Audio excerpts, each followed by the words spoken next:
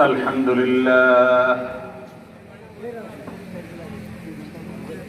لله نحمده ونستعينه ونستغفره ونؤمن به ونتوكل عليه ونعوذ بالله من شرور أنفسنا ومن سيئات أعمالنا من يهده الله فلا مضل له ومن يضلله فلا هادي له ونشهد أن لا إله إلا الله وحده لا شريك له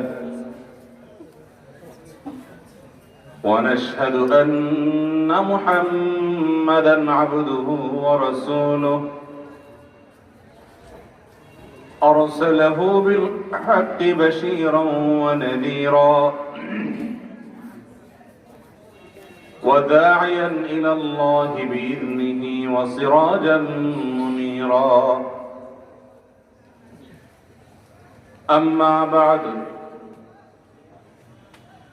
فقد قال الله تبارك وتعالى في كلامه المجيد وفرقانه الحميد بعد أعوذ بالله من الشيطان الرجيم فمن زحزح عن النار وأدخل الجنة فقد فاز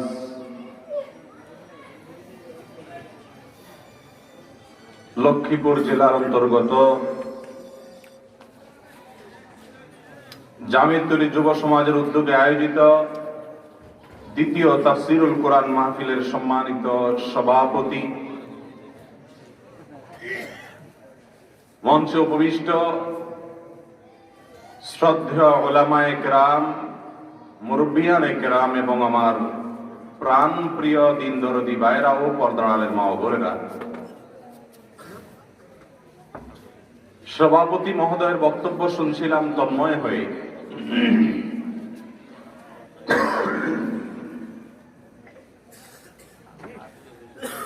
তার বক্তব্যের সঙ্গে সম্পূর্ণ ঐক্যমত পোষণ করে বলতে চাই,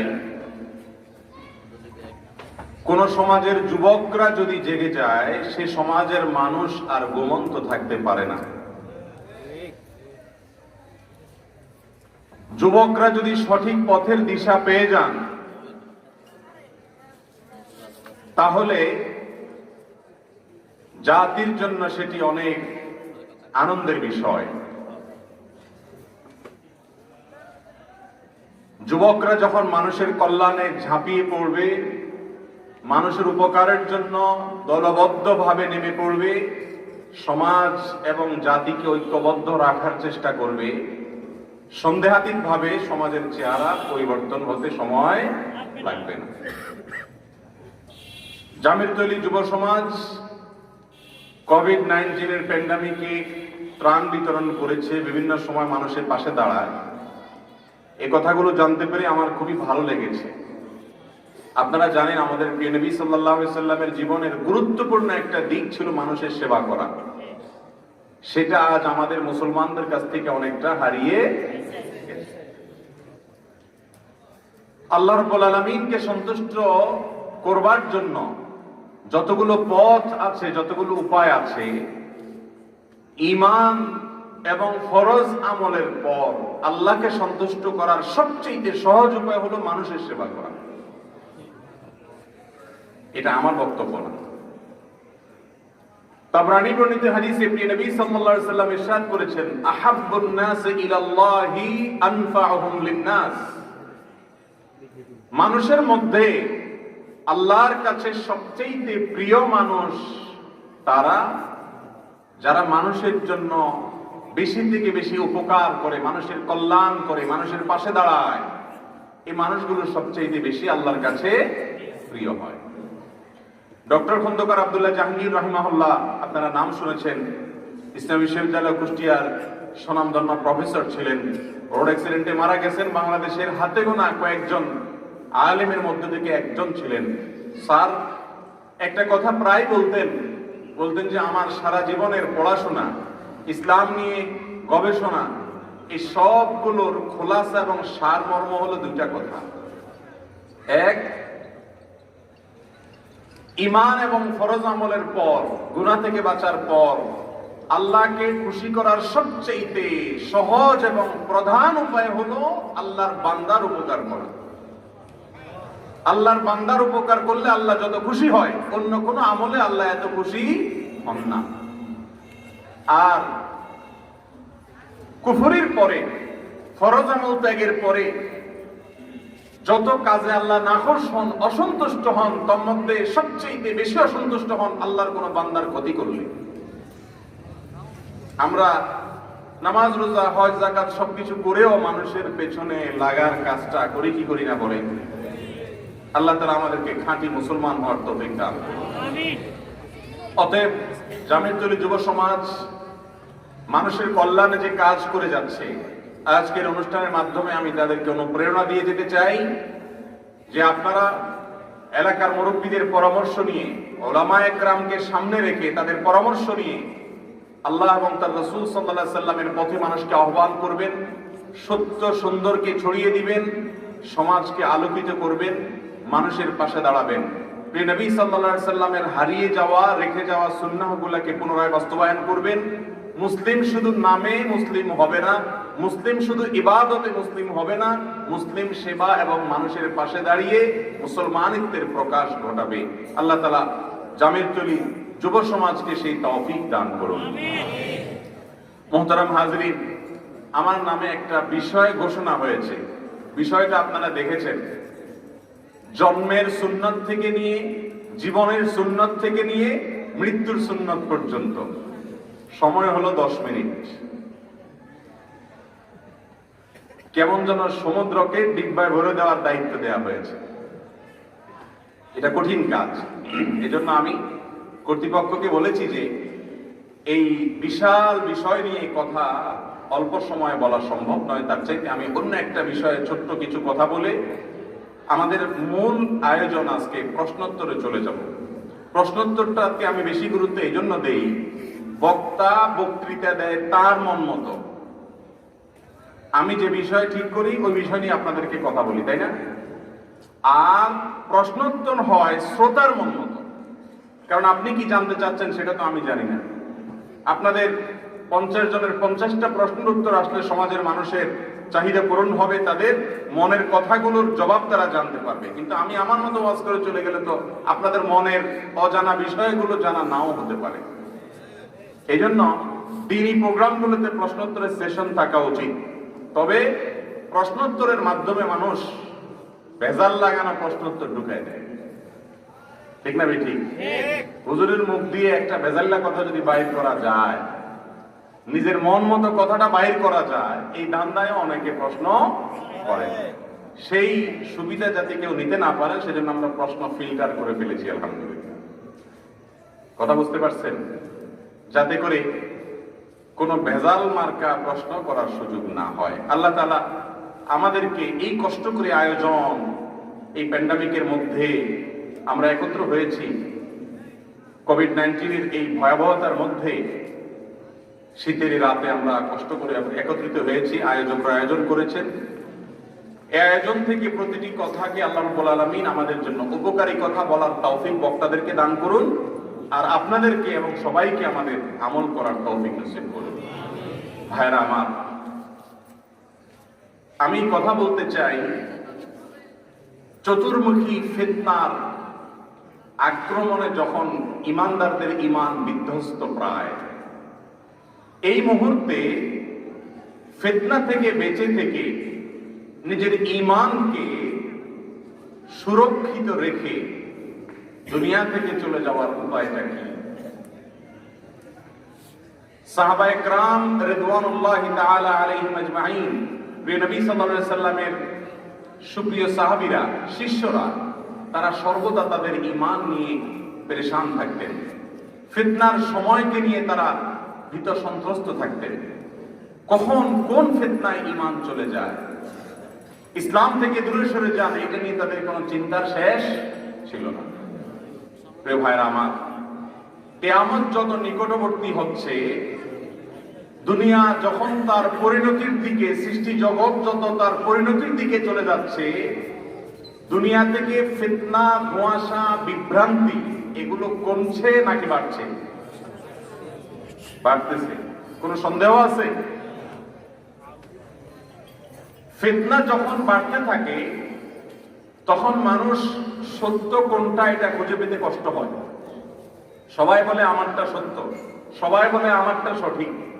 শত শত মত এবং পথের মধ্যে কোন পথটি, কোন মতটি আল্লাহ এবং তার রাসূল সাল্লাল্লাহু আলাইহি ওয়াসাল্লামের বাতানো কোন পথ এবং মত মানুষকে জান্নাত পর্যন্ত নিয়ে যাবে, ধোঁয়াশার মধ্যে মানুষ হাতড়াতে থাকে, সেই পথটা আবিষ্কার করা সহজ হয় না, অনেক কঠিন হয়। সেই রকম একটা সময় আমরা পার করছি এবং দিন যতই যাচ্ছে ফিতনা তত বাড়ছে, ঈমানগুলো তত রিস্কের মধ্যে পড়ছে। ঠিক না ভাই? ঠিক। প্রিয় নবী সাল্লাল্লাহু আলাইহি সাল্লাম এক হাদিসে ইরশাদ করেছেন, একটা সময় আসবে ইউসবিহুর রাজুলু মুমিনান ওয়া ইউমসি কাফিরা, মানুষ সকালে ঈমানদার থাকবে আর সন্ধ্যায় বেঈমান হয়ে যাবে। অর্থাৎ ঈমান এত ঠুনকো হয়ে যাবে, কচুর পাতার পানির মতো হয়ে যাবে যে ঈমান মানুষ ধরে রাখতে পারবে না। ভাইরা আমার, আজ সেরকম একটি সময় আমরা পার করছি।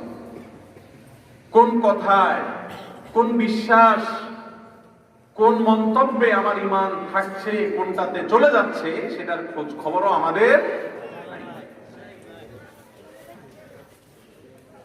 এরকম কঠিন পরিস্থিতিতে আমরা কিভাবে ঈমানের উপরে অটল থাকব, কিভাবে সঠিক পথের উপরে টিকে থাকব, কিভাবে সিরাতে মুস্তাকিমকে আঁকড়ে ধরে পড়ে থাকব, এই সম্পর্কে আল্লাহ এবং তার রাসূল সাল্লাল্লাহু আলাইহি সাল্লাম যে দিক এবং নির্দেশনা আমাদেরকে দিয়েছেন, আমি সংক্ষেপে তার কিছু আপনাদের সামনে পেশ করব। আল্লাহ রাব্বুল আলামিন আমাদের সকলকে মৃত্যু পর্যন্ত সিরাতে মুস্তাকিমকে আঁকড়ে ধরে থাকার তৌফিক নসিব করুন। মুহতারাম হাজিরিন,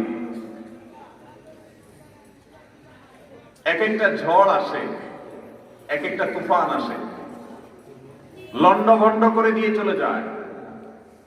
ঈমান বিধ্বংসী ঝড়, ফিতনা। আপনারা দেখবেন হাদিসের কিতাবগুলো যদি পড়েন, এখন তো আলহামদুলিল্লাহ ইসলামিক ফাউন্ডেশন অনেক হাদিসের বইয়ের বাংলা অনুবাদ করে দিয়েছে। আপনারা দেখবেন যে একটা অধ্যায় আছে বড় সড়ো আকারে, সেটা হলো কিতাবুল ফিতান, ফিতনা সম্পর্কিত অধ্যায়। ফিতনা মানে কি? ফিতনা মানে বিভ্রান্তি, ফিতনা মানে ধোঁয়াশা, ফিতনা মানে হলো সত্য অসত্য যখন মিশে যাবে, সঠিক পথ খুঁজে পাবে না মানুষ, সেই ধোঁয়াশাকে বোঝানো হয় ফিতনা বলে। কিতাবুল ফিতানি বা ফিতনা সম্পর্কিত অধ্যায়ে নবী সাল্লাল্লাহু আলাইহি সাল্লামের হাদিসগুলোকে মুহাদ্দিস উলামায়ে কেরাম সংকলন করে দিয়ে গেছেন, যাতে আমরা ফিতনার সময় কিভাবে বেঁচে থাকব, কিভাবে আমরা ফিতনার সময় আমাদের ঈমানগুলোকে হেফাজত করতে পারবো, সেই পদ্ধতি তারা বলে গেছেন। বিভিন্ন হাদিসের মাধ্যমে আমাদেরকে তারা পথ দেখিয়েছেন। ভাইরা আমার, সেই হাদিসগুলোর আলোকে আমরা এক নম্বরের করণীয় বলতে চাই, তা হলো ফিতনার সময় ঈমানের উপরে অটল এবং অবিচল থাকার জন্য সব সময় ঈমানের পাহারাদারি করতে হবে। কিসের পাহারাদারি করতে হবে? নিজের ঈমানের পাহারাদারি করতে হবে, যে আমার ঈমান আছে কি নাই, আছে কি। আপনারা শীতের সময় আসরের ওযু দিয়ে যখন এশা পড়ার চিন্তা করেন, এশার আজানের আগ দিয়া প্রায় সময় মনে পড়ে না যে ওযুটা কি আছে না চলে গেল, এরকম মনে হয় না? ওযুটা কি আছে না শেষ? প্রায় সময় ওযুর খোঁজ খবর নেই না আমরা। প্রিয় ভাইরা আমার, ওযু আছে না নাই এটা যেরকম মাঝে মধ্যে খোঁজ খবর নেন, স্মরণ করার চেষ্টা করেন যে ওযু ভঙ্গের কোনো কারণ পাওয়া গেল কিনা, আখিরি জামানায় ফিতনা যত নিকটবর্তী হবে তত বেশি নিজের ঈমানের খোঁজ খবর নিতে হবে, যে আমার ঈমানটা আছে নাকি চলে গেল। এই মজলিসে আজকে এতগুলো মানুষ আমরা আছি, ওযু আছে কি নাই এই কথা আমরা প্রায় দিনই আমাদের মনে পড়ে, আমরা অনুসন্ধান করি ওযু আছে না নাই। ঠিক না ভাই? ঠিক। ঈমান আছে কি নাই এই জিনিসটা যাচাই করার জন্য কয়বার স্মরণ হয়েছে জীবনে? আমার কথা কি আপনারা বুঝতেছেন? ছোটবেলায় যে মক্তবে যায় আশহাদু আল্লা ইলাহা ইল্লাল্লাহ ওয়া আশহাদু আন্না মুহাম্মাদুর রাসূলুল্লাহ শিখছেন, কালিমা তাইয়্যিবা কালিমা শাহাদাত শিখছেন, এর মাধ্যমে মনে করছেন ঈমানদার হয়ে গেছেন। সেই ঈমানটা এখনো এই বয়স পর্যন্ত যে অনেক ঝড় ঝঞ্ঝা পার হয়ে আসছেন, এ পর্যন্ত ঈমানটা আছে নাকি কোনো কথায়, কোনো কাজে, কোনো মন্তব্যে, কোনো বিশ্বাসে, কোনো ঈমান বিধ্বংসী ঝড়ে ঈমান নষ্ট হয়ে গেছে, সেই খবর নেওয়ার সুযোগ আমাদের হয় না। অথচ ইবাদত যেরকম ভাঙে, ওযু যেরকম ভাঙে, নামাজ যেরকম ভাঙে, বিবাহ যেরকম ভাঙে, হজ উমরা যেরকম ভাঙে, ঈমানও সেরকম ভঙ্গ হয়, ঈমানও সেরকম ছুটে যায়। এই জন্য ঈমানের খোঁজ খবর নেওয়া লাগবে কি লাগবে না? সাহাবী হানজালা রাদিয়াল্লাহু তাআলা আনহু, সহিহ মুসলিম বর্ণিত হাদিসে আমরা জানি যে তিনি একবার দৌড়াতে দৌড়াতে নবী সাল্লাল্লাহু আলাইহি ওয়াসাল্লামের কাছে যাচ্ছেন আর বলছেন, নাফাকা হানজালা, হানজালা মুনাফিক হয়ে গেছে।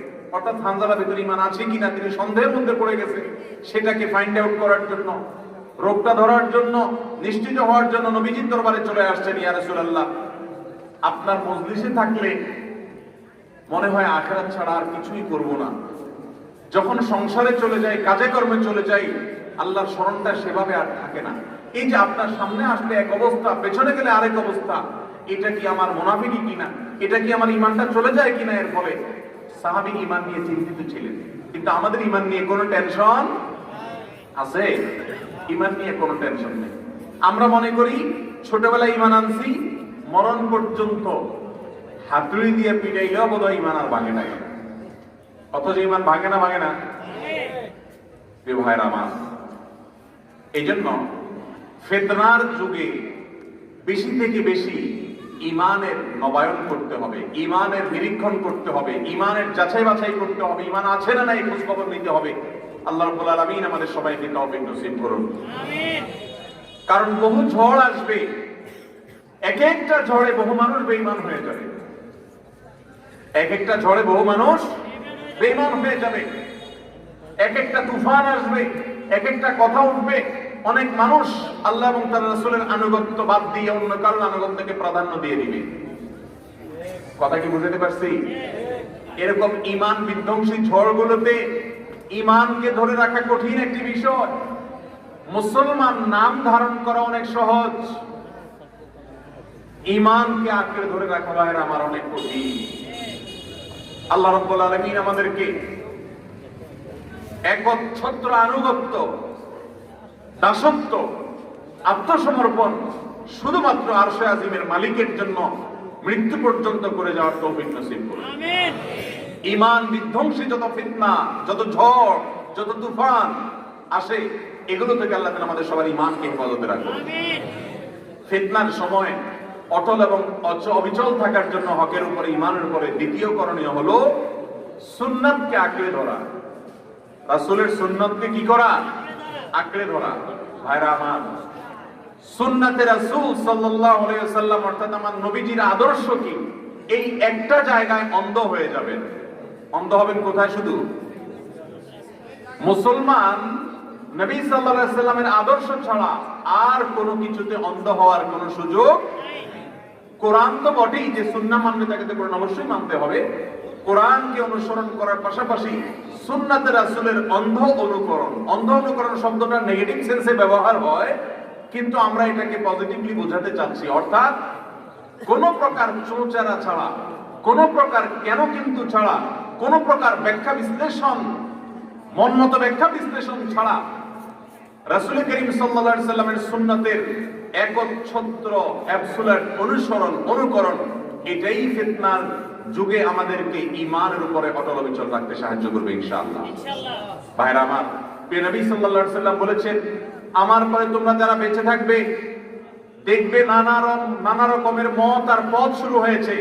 ইসলামের ব্যাখ্যা যে কত রকম শুনবা, কত হুজুর কত আইটেমের ফতোয়া দিবে, এক এক টিভি চ্যানেল এক এক মাসআলা দিবে। ফালাইকুম বিসুন্নতি, এরকম ফিতনা যখন দেখা দিবে তোমাদের কাজ হলো আমার সুন্নাতকে আঁকড়ে ধরে রাখবা। এটা হলো লাইফ জ্যাকেটের মতো। সমুদ্রে যদি কোনো ঝড়ের মুখোমুখি হয়ে আপনি পানিতে হাবুডুবু খেতে থাকেন, তখন লাইফ জ্যাকেটকে যেরকম আপনি আঁকড়ে ধরতে চান বাঁচার জন্য, ফিতনার যুগে চতুর্মুখী ফিতনা থেকে বাঁচার জন্য একমাত্র করণীয় কাজ হলো, সবচেয়ে পাওয়ারফুল ঈমানের উপরে অটল এবং অবিচল রাখার জন্য করণীয় কাজ হলো রাসূল সাল্লাল্লাহু আলাইহি সাল্লামের সুন্নতকে কি করা, আঁকড়ে ধরা। আল্লাহ তাআলা আমাদের সবাইকে সেই তৌফিক নসিব করুন। যখন কোনো বিষয়ে মতপার্থক্য হবে, দুই হুজুর দুই রকমের কথা বলবে, আপনি কোনটা শুনবেন? বলেন, কোনটা শুনবেন? আল্লাহ তাআলা আপনাকে বিবেক দিয়েছেন, যেই হুজুরের কথা রাসূল করিম সাল্লাল্লাহু আলাইহি সাল্লামের কথাকে কোট করে করে হবে, যিনি যত বেশি নবীজির সূত্র দিয়ে দিয়ে কথা বলবেন, তারটা তত বেশি অনুসরণ করার উপযুক্ত হবে। কথা কি বুঝতে পারছি? আমরা কি হুজুরদের অনুসরণ করি না নবীজির অনুসরণ করি? অতএব ওলামাদের কথা আমরা শুনবো, তবে যেসব ওলামায়ে কেরাম আমাদেরকে প্রিয় নবী সাল্লাল্লাহু আলাইহি সাল্লামের সুন্নাতের পথে আহ্বান করে, আমরা শুধু তাদের কথা শুনবো। যদি কোনো আলেম তার নিজের কোনো মতের দিকে, পথের দিকে আহ্বান করে, যে বিষয়ে আমার রাসূলের কোনো নির্দেশ নেই, তাহলে তার অনুসরণ করা যাবে না। তাহলে প্রিয় নবী সাল্লাল্লাহু আলাইহি সাল্লামের সুন্নাতের অনুকরণ করলে ইনশাআল্লাহ ফিতনার যুগে, ফিতনার জোয়ারে, ফিতনার তুফানে ঈমানকে রক্ষা করা যাবে, ঈমানের উপরে অটল থাকা যাবে। আল্লাহ তাআলা আমাদের সবাইকে সুন্নাতের রাসূলকে আঁকড়ে ধরার তৌফিক নসিব করুন। নাম্বার 3, ফিতনার যুগে নিজের ঈমানকে অবিচল রাখার জন্য, ঈমানের উপরে অটল থাকার জন্য তৃতীয় করণীয় হলো নিজেকে নিয়ে ব্যস্ত থাকা। নিজেকে নিয়ে ব্যস্ত থাকা তার মানে আমার ঈমানের অবস্থা কি, আমার আমলের অবস্থা কি, সেটা নিয়ে আমি টেনশন করব, সেটা নিয়ে আমি চিন্তিত থাকবো। অন্যকে নিয়ে ভাবার চাইতে নিজেকে নিয়ে বেশি ভাববো। আজকাল দেখবেন ফেসবুকে বলেন আর অফলাইনে বলেন, বেশিরভাগ মানুষ আমরা ভাবি অন্যকে নিয়ে, নিজেকে নিয়ে খুব কমই ভাবি। ঠিক না ঠিক? অন্যের ভুল ধরার জন্য আমরা যতটা মরিয়া, নিজের ভুল ধরার জন্য তার শিকিভাগও আমাদের আগ্রহ। অন্যের সংশোধনের জন্য যত অস্থির, ততটা অস্থিরতা নিজের সংশোধনের জন্য আমাদের মধ্যে নেই। অথচ নবী সাল্লাল্লাহু আলাইহি সাল্লাম ফিতনার যুগ সম্পর্কে যতগুলো হাদিস পাই আমরা, তার মধ্যে অনেক হাদিসে দেখা যায় তিনি বলেছেন, উতরুক আমরাল আম্মা, অন্যের চিন্তা ছেড়ে দিয়ে নিজের চিন্তা করো, আমি কতটা সঠিক পথে আছি। যখন বড় কোনো বিপদ আসে, আমরা শুধু ইয়ানফসি করতে থাকি। ঠিক না ঠিক? আমি কিভাবে জান বাঁচায় দৌড়াবে সেটা চিন্তা করতে থাকি। অন্যের চিন্তা করি, কিন্তু আগে নিজেরটা করি। অতএব ফিতনা যত নিকটবর্তী হবে, তত বেশি নিজেকে মনিটর করতে হবে, পর্যবেক্ষণ করতে হবে। আমার কথা, আমার কাজ, আমার বিশ্বাস জান্নাতের দিকে নিচ্ছে নাকি জাহান্নামের দিকে নিচ্ছে, নিজেকে নিয়ে ব্যস্ত থাকতে হবে। এর মানে এই না যে অসৎ কাজের বাধা প্রদান করা যাবে না, সেটা তো অবিচ্ছেদ্য অঙ্গ ঈমানের জন্য। অসৎ কাজের বাধা তো দিতেই হবে, কিন্তু অন্যের পেছনে লাগার চাইতে নিজের পেছনে নিজে বেশি বেশি লাগতে হবে। আল্লাহ তাআলা আমাদের সবাইকে তৌফিক দান করুন। ফিতনার যুগে ঈমানের উপরে অটল এবং অবিচল থাকবার জন্য চতুর্থ যে করণীয় কথা বলবো তা হলো দলবাজি না করা। কি না করা? দলবাজি। দলবাজি বোঝেন? ইসলামের নামে বিভিন্ন গ্রুপ আর দলে আমরা আজ বিভক্ত না? আল্লাহ রাব্বুল আলামিন কোরআনে কারীমে বলেছেন, ওয়ালা তাফাররাকু, তোমরা দলবাজি করিও না, বিভিন্ন গ্রুপে বিভক্ত হয়ে যেও না। আমাদের একটা পরিচয়, আমরা মুসলিম। আমরা সবাই কি মুসলিম? এই একটা পরিচয় ধারণ করে আমরা সকলে আল্লাহর পথে থাকতে পারি, কিন্তু আমরা বিভিন্ন গ্রুপে ভাগ হয়ে গেছি। ঠিক না ঠিক? আমাদের ভালোবাসা হওয়ার কথা আল্লাহর জন্য, শত্রুতা হওয়ার কথা আল্লাহর জন্য, এখন সেটা দলের জন্য হয়। যে যে দল করে সেই দলের লোকদের জন্য ভালোবাসা হয়, সেই দলের লোকদের কারণে বিদ্বেষ হয়। ঠিক না ঠিক? প্রিয় ভাইরা আমার, ফেরকাবাজি না করা, বিশেষ করে যখন মুসলমানদের দুইটা দল সংঘর্ষে লিপ্ত হবে, তখন কোন দলে যুক্ত না হওয়া, এটা হলো ফিতনা। এটা হলো কি? পরীক্ষা। এই সমস্ত পরীক্ষার সময় নিজেকে ব্যস্ত রাখা, আমল নেই, কোন দলবাজিতে না যাওয়া। আল্লাহ রাব্বুল আলামিন আমাদেরকে সেই তৌফিক নসিব করুন। এখানে একটা হাদিস আপনাদের কাছে ব্যতিক্রম মনে হবে।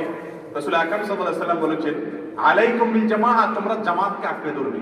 এই জামাতকে আঁকড়ে ধরার মানেটা কি? অনেকে মনে করেন জামাত আঁকড়ে ধরার মানে হলো একটা দল আঁকড়ে ধরা। 10টা 20টা 50টা গ্রুপ থাকবে মুসলমানদের মধ্যে, যে কোনো একটা গ্রুপের মধ্যে যুক্ত হওয়া, এটা হাদিসের ভুল ব্যাখ্যা।